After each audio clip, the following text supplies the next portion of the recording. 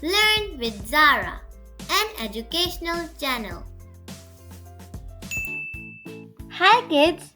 Today we are going to learn about singular versus plural. What is singular? Singular means only one. Example: this is one horse. What is plural? Plural means two or more. Example: these are two horses. Rule: to make most animal names plural, just add s to the end. Examples of singular and plural animals. Singular, one horse. Plural, two horses. Singular, one cat. Plural, two cats. Singular, one dog.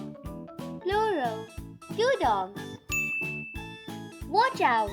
Some animal names have special plurals. Mouse to mice.